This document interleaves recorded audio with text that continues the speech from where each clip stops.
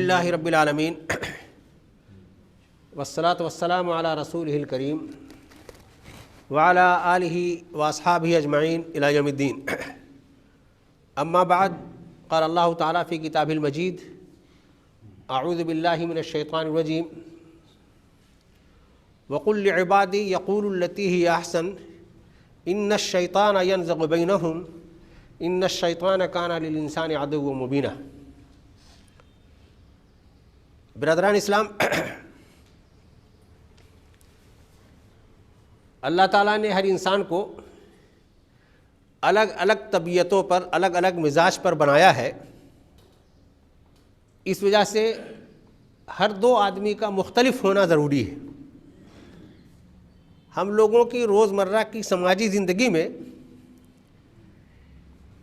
کئی مرتبہ اختلافات دیکھے جاتے ہیں۔ اختلافات کا، نزاعات کا وجود میں آنا یہ فطری بات ہے۔ گھر میں آپس میں اختلاف ہوتا ہے، شوہر بیوی میں ہوتا ہے، بھائی بھائی میں ہوتا ہے، خاندان میں ہوتا ہے، یہ آگے بڑھتا ہے، اداروں میں ہوتا ہے، جماعتوں میں ہوتا ہے، اقوام میں ہوتا ہے، ریاستوں میں ہوتا ہے، سب جگہ ہوتا ہے۔ نزاع کا وجود میں آنا یہ کوئی فطری بات نہیں ہے۔ نزاع پر قابو پا لینا یہ اصل کمال ہے۔ شیطان کا جو بہت سب سے محبوب مشغلہ ہے وہ یہ کہ وہ نزاع کو کیسے آپس میں بڑھا دے۔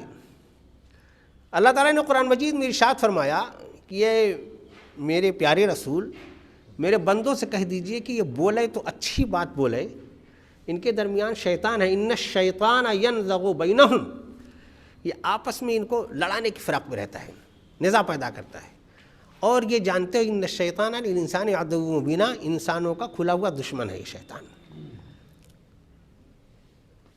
اس کا مشاہدہ ہم لوگ آئے روز کرتے رہتے ہیں کہ نزاع کئی مرتبہ کسی بڑی چھوٹی بات پر ہوتا ہے، چاہے وہ گھر میں ہو، چاہے وہ قوموں میں ہو، چاہے وہ اداروں میں ہو، لیکن وہ بڑھتے بڑھتے اتنا بڑھ جاتا ہے کہ کبھی خاندان منتشر ہو جاتا ہے، کبھی ادارے دو لخت ہو جاتے ہیں، کبھی جماعتوں کے ٹکڑے ہو جاتے ہیں، کبھی ملکوں کی نئی سرحدیں بن جاتی ہیں۔ یہ واقعہ ہے جو ہم لوگ روز اپنی کھلی آنکھوں سے اس کا مشاہدہ کرتے ہیں، اور شیطان کو اس میں خوب مزہ آتا ہے۔ وہ جہاں وہ دیکھتا ہے کہ یہاں ہماری اس فکر کی، اس خواہش کی افزائش ہو سکتی ہے، وہ اپنی پوری توانائی لگا کر کے اس نزاع کو اور بڑھا دیتا ہے۔ مثالوں میں جانے کی ضرورت نہیں، ساری اس کے گھناؤنے مناظر ہم سب لوگوں کی آنکھوں کے سامنے ہیں۔ یہ نزاعات کے بڑھنے کے جو اسباب ہوتے ہیں، یہ انسان کی فطرتوں میں جو چیزیں رکھی گئی ہیں، جو کچھ اچھی خاصیتیں ہیں، صفات ہیں، کچھ بری صفات ہیں۔ یہ جو بری صفات ہیں، حرص و ہوس کا زیادہ ہونا، غرور، تکبر، عدم برداشت، یہی سب چیزیں وہ ہوتی ہیں جس کی وجہ سے وہ نزاع بڑھتا ہے۔ اور چاہے ہم اپنے ملک کی مثال لیں، چاہے باہر کی دنیا کی مثال لیں، بہت بڑا ملک، بڑی تہذیب کا دعوے دار ایک سربراہ اپنی ذاتی پسند پر ڈھیر ساری بندشیں لگاتا ہے، اس کی جگہ پر دوسرا سربراہ آتا ہے، بیک قلم منسوخ کر دیتا ہے۔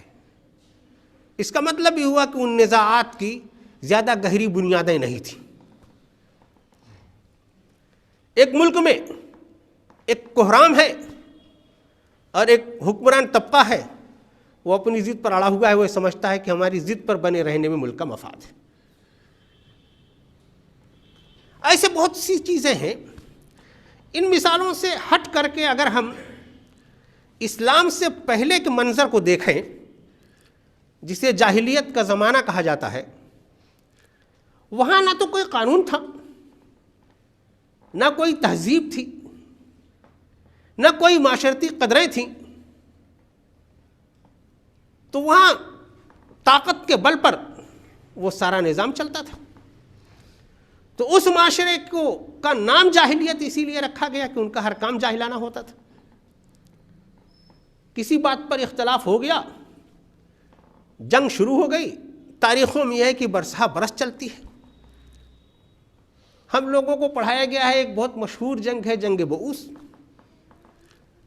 معاملہ صرف اتنا تھا کہ ایک قبیلے کی اونٹنی دوسرے قبیلے کی چراگاہ میں چلی گئی، اس کا چارہ بھی چل لیا اور اس کی چڑیوں کو بھی زخمی کر دیا.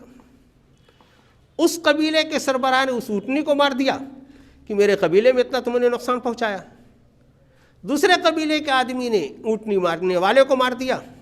پھر جو انتقام کا سلسلہ شروع ہوا، کہا جاتا ہے کہ قبائل میں، ان دو قبائل میں یہ جنگ 40 برس چلی.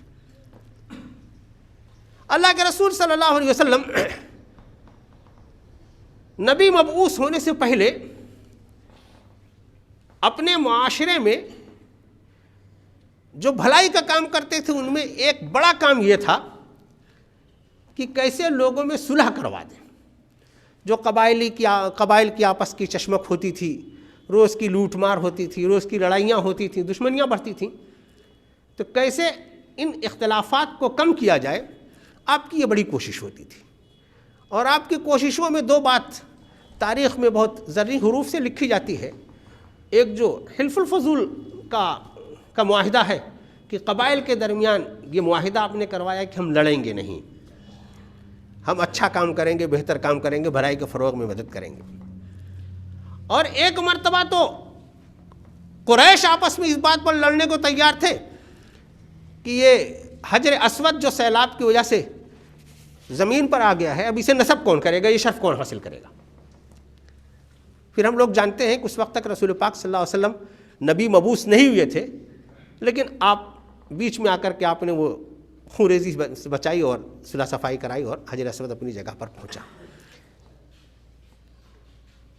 اللہ تعالیٰ نے جب آپ کے ذریعے ایک دین کا پیغام پہنچانے کا فیصلہ کیا اور نبی مبعوث کیا، اس کے بعد سے آپ کی ساری کوشش جو ہے وہ اس بات کی ہے کہ انسان آپس میں مل جل کر رہے، بھائی چارہ ہو، صلح ہو، امن ہو، خوشحالی ہو، دوستی کا ماحول ہو، صبر کا ماحول ہو. آپ نے اس بات کی پوری تعلیم دی جو ہم لوگ کتابوں میں پڑھتے ہیں. اور ایک بہترین اس جاہلیت کے معاشرے کے مقابلے میں ایک بہت بہترین پرامن خوشحال معاشرہ آپ نے تشکیل دیا. تاریخ میں ویسے معاشرے کی کوئی دوسری نظیر نہیں ملتی. یہ سچائی ہے اور اس کا سب لوگ اعتراف کرتے ہیں. ایک وہ زمانہ تھا، وہ دینی قدریں تھیں، وہ قرآن و سنت کا زمین پر نفاذ تھا کہ گھٹا ٹوپ جاہلیت کی جو تاریکی تھی وہ روشنی میں بدل گئی. جو بالکل جاہل الہڑ گنوار تھے وہ تہذیب یافتہ ہو گئے. اس دین، اس مذہب، اس تہذیب اور اس کے قرآن اور سنت کے ہوتے ہوئے آج ہمارا اپنا جو معاشرہ ہے پھر جاہلیت کی ایک تصویر پیش کر رہا ہے. نزاعات ہمارے یہاں گھر گھر میں، خاندان میں، اچھے بڑے ادارے اور جماعتیں جو اسی قرآن و سنت کے نام پر برپا ہوئے ہیں، ان میں یہ دین جس پر عمل آوری میں ہماری نجات ہے، ان دین کے مسائل اور عمل آوری کے لیے جو مسالک ہیں ان میں نزاعات ہیں. اور کئی مرتبہ ایسے بے بنیاد نزاعات ہیں کہ ان پر ضد نہ کرنے سے دین کو کچھ نہیں بگڑتا. لیکن طبیعتوں میں پتہ نہیں کہاں سے شیطان کی یہ بات، شیطان کی یہ روش پسند آ گئی ہے کہ ہم نزاعات کے تحفظ کے لیے کوشش کرتے ہیں، نزاعات کے خاتمے کے لیے کوشش نہیں کرتے. اختلافات کو ختم کرنے کی کوشش نہیں کرتے. جو جس وجہ سے کوئی نیا نظام وجود میں آ گیا، ہم اپنے مسلک، اپنے مذہب، اپنی جماعت، اپنی خاندانی عصبیت، اپنی پسند، اپنے غرور و استکبار کو زیادہ اہم سمجھتے ہیں بنسبت ہم اپنے گھر کا، اپنے معاشرے کا مفاد دیکھیں. تو ان نزاعات نے ہماری بہت سی صلاحیتیں، بہت سا سرمایہ، بہت سا وقت، بہت سی توانائیاں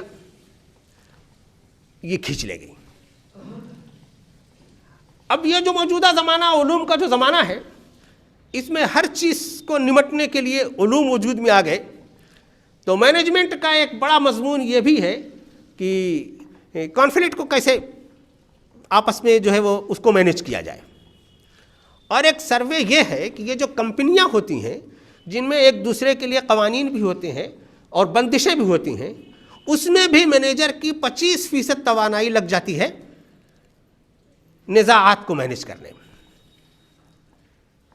اور ہمارا معاشرہ جو اللہ بھروسے صرف چلتا ہے، اس کے مینجمنٹ کا جس کے پاس کوئی نظام نہیں ہے، تو ہماری توانائیاں، ہمارے لوگوں کی توانائیاں کتنی ضائع ہوتی ہوں گی، ہم لوگ اس بات کا اندازہ کر سکتے ہیں.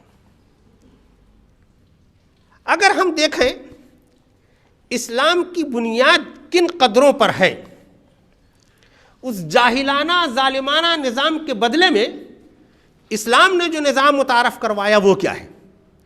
وہ نظام ظلم تھا، تو یہ نظام عدل ہے. وہاں اگر تنازعات کی حوصلہ افزائی ہوتی تھی تو اسلام نے تعاون کی حوصلہ افزائی کا ماحول پیدا کیا. وہاں اگر ظلم کی تربیت تھی تو یہاں صبر کی تربیت ہے.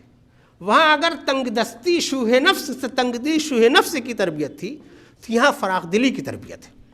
یہ پورا جو تربیتی نظام اللہ کے رسول صلی اللہ علیہ وسلم نے متعارف کروایا، صرف وہی قدریں جو قرآن و سنت میں موجود ہیں ان کا ہم لوگ استحضار کر لیں تو بڑی جلدی ہم لوگ اپنے نزاعات سے چھٹکارا پا سکتے ہیں. قرآن مجید میں اللہ کے رسول صلی اللہ علیہ وسلم کی تعلیمات میں جگہ جگہ یہ ہدایات بکھری ہوئی ہیں. پہلا اصول قرآن مجید نے مومن صالح کی جو تعریف کی ہے سورہ مومنون میں، اس میں یہ کہا ہے کہ مومن کی شان یہ ہے کہ والذین هم عن اللغو معرضون. تو نزاع، جھگڑا، لغو باتیں جو آپس میں انتشار پیدا کر سکتی ہیں، مومن اصولی طور پر ان سے بچتا ہے. اور بچنے کی خاصیت پیدا کر لینا، نزاع سے دور رہنے کا ملکہ پیدا کر لینا، یہ تو بہت کمال ہے. اور یہ بھی قرآن مجید میں ایسے لوگوں کی صفات بیان کی گئی کہ جو نزاعات سے بچتے ہیں. والذین هم عن اللغو معرضون واذا خاطبهم الجاہلون قالوا سلاما. ان کے گھر کا آدمی، ان کا امیر، ان کا سربراہ، کوئی بھی آدمی، اس کا پڑوسی، راستہ چلنے والا، اگر اس سے ٹھوکر مارتا ہے، اس کو چھیڑتا ہے کہ اس سے کچھ نزاع ہو اور وہ سلام کر کے گزر جاتا ہے، تو یہ مومن کی شان ہے. ہم لوگ اپنی زندگیوں میں ان باتوں کا تجربہ کر سکتے ہیں. مومن کی شان تو اللہ تعالیٰ نے یہ بتائی ہے کہ لغویات سے ہم کو اعراض کرنا ہے. مومن کی شان اللہ تعالیٰ نے یہ بتائی کہ کوئی چھیڑخانی کرے تو بھی ہمیں اس سے بچنا ہے. ہم کتنا بچ پاتے ہیں؟ لیکن نزاعات جو ہیں یہ تو وجود میں آئیں گے، یہ انسان کی فطرت میں بھی ہے، اور اس کے لیے ایک بہت بڑی قوت ہمارے درمیان موجود ہے جو اس کو فروغ دیتی ہے. اگر یہ نزاعات وجود میں آ جائیں تو اس معاشرے کو کیا کرنا ہے؟ بہت صاف لفظوں میں کھلا قرآن مجید کہتا ہے کہ بھائی تم لوگوں کے درمیان نزاعات ابھریں گے تو فاصلہ بین اخویکم، صلح کروا دو ان کے درمیان.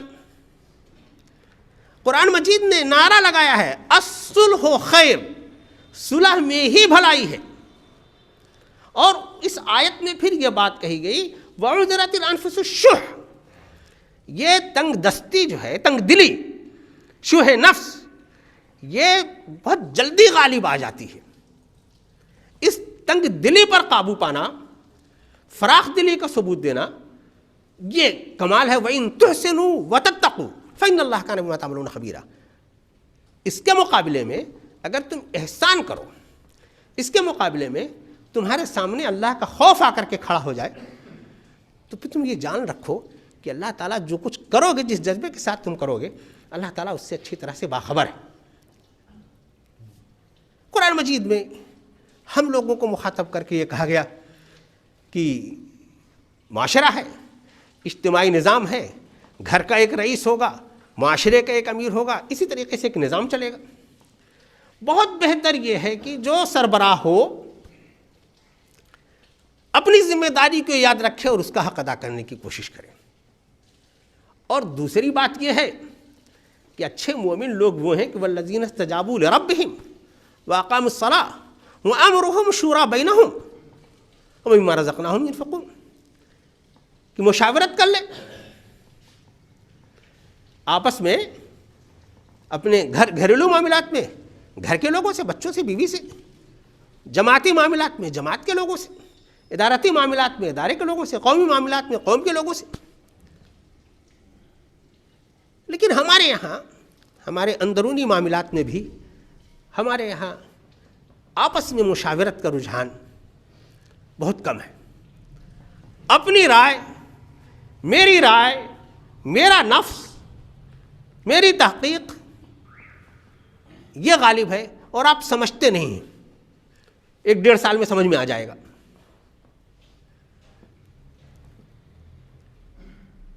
مشاورت کے لیے جو بات کہی گئی ہے وہ قرآن مجید کا بہت اچھا بڑا بنیادی اصول ہے۔ ہم لوگوں کے لیے آپس کی زندگی میں اقوام کے لوگ کیا کرتے ہیں، سربراہان مملکت کیا کرتے ہیں، ہم لوگوں میں سے شاید کوئی ہوگا جو اتنی بڑی ذمہ داری ادا کر رہا ہوگا، لیکن اللہ کے رسول صلی اللہ علیہ وسلم نے اپنی ذات سے اور اپنے اصحاب کی اس نہج پر تربیت کی کہ دیکھو، اول خیر آخر خیر، شروع سے آخر تک خیر پر بنے رہو۔ اگر کوئی آدمی تم سے بھیڑ رہا ہے، بات بند کر رہا ہے، قطع تعلق کر رہا ہے، گالی گلوچ کر رہا ہے، تو جب دونوں طرف سے یہ اقدام ہوگا تب ہو پائے گا۔ اچھا یہ ہوگا کہ آدمی اپنی حق کے پہلو پر بنا رہے، صلح کے پہلو پر بنا رہے، اور بات نہ بند کرے۔